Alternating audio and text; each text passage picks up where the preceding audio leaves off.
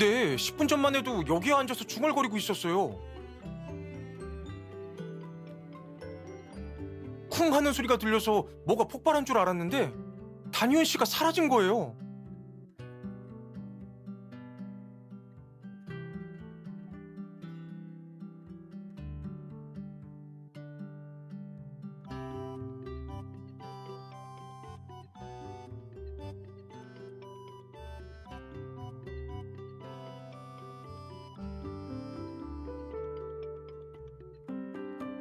실종되기 전 단유현 씨는 세계의 법칙을 알아냈다며 엄청 흥분한 상태였어요.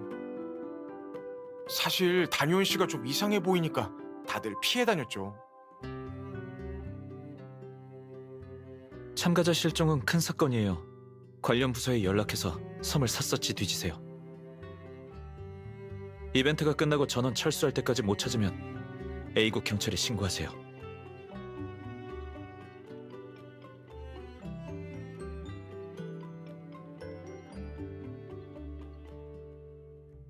참 흥미로운 사람이에요, 단휘훈 씨. 돌아온다면 얘기 한번 나눠보고 싶네요. 이런 쓸데없는 얘기 말고 본론으로 들어갈까요? 이 양피지에 적힌 수수께끼, 강혁씨 임무와 관련이 있죠. 그때 되찾아오지 못한 작물은 어떻게 됐나요? 작물의 행방이 이 수수께끼에 담겨 있어요. 백 변호사님도 이걸 갖고 있다고 했죠?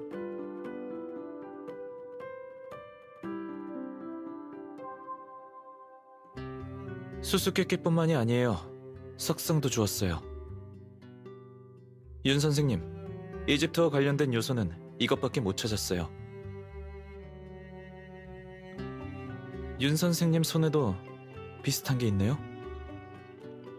이 석상 외에 이시스의 펜던트도 있어요. 펜던트의 주인은 당시 강도단의 2인자일 가능성이 커요. 그러고 보니 최연이 임대환을 습격할 때 목걸이를 떨어뜨렸어요. 이 목걸이는 하연우가 임대환의 아버지를 살해하려 했다는 증거가 될 겁니다. 오는 길에 최연한테 물어보니 처음 섬에 갔을 때 땅을 파다가 찾은 거래요.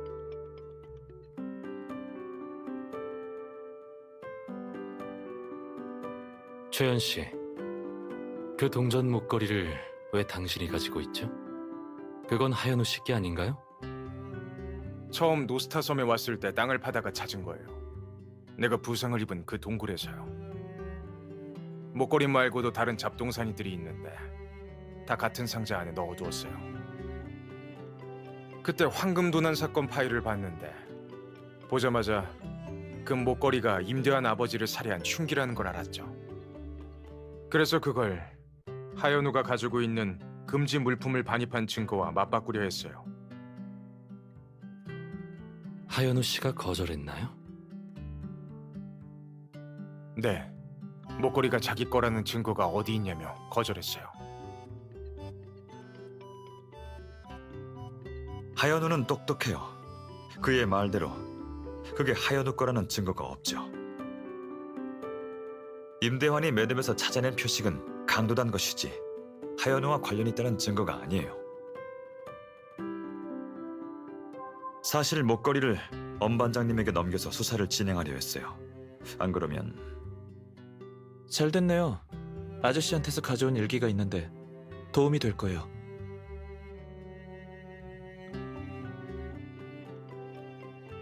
일기에 하연우의 이름과 필체가 남아있어요. 그의 모든 소장품과 함께요.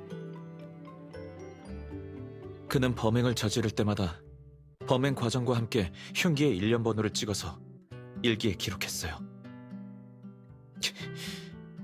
이게 바로 그의 자랑스러운 업적이었을 거예요. 전동희와의 통화에서도 이 일기가 언급됐어요. 나무 펜던트에 새겨진 17이 바로 임대환 아버지가 17번째 피해자란 뜻인가 보군요. 이제 하연우의 유죄를 입증할 증거는 모두 모은 것 같네요.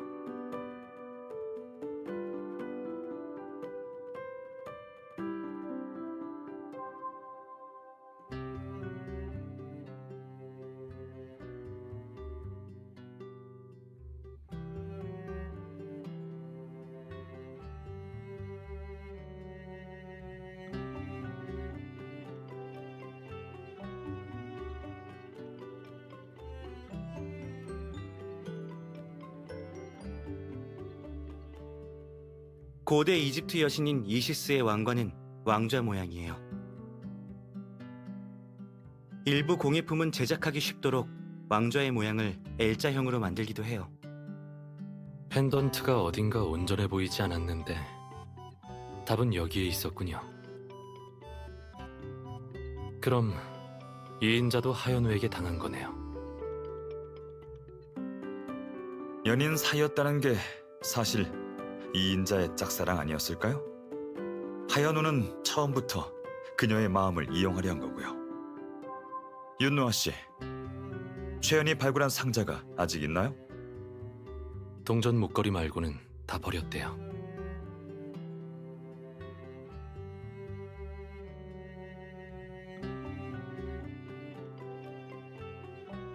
억울하게 죽은 사람이 어디 양지원 씨뿐이겠어요.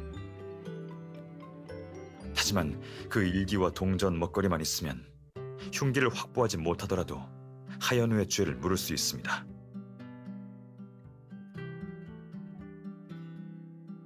이제 보니 강도단의 내부는 하연우가 양지원의 마음을 이용해 꾸민 일이었네요.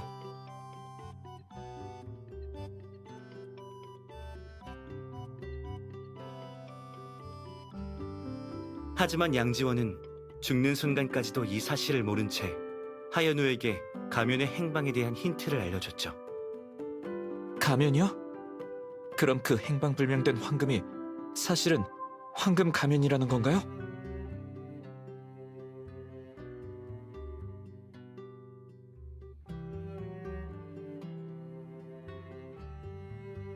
사건의 전말은 이렇습니다.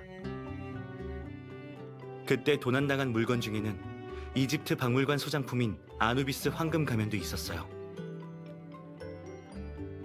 하연우가 털어놓은 황금의 행방은 그때 도난당했던 그 황금이 맞아요. 전체의 20에서 30%에 불과하다고 한 건 황금 가면을 돈으로 환산하면 그때 훔쳤던 황금보다 훨씬 값나가니까 그렇게 말한 거죠. 그래서 수수께끼의 출처가 사자에서였던 거군요.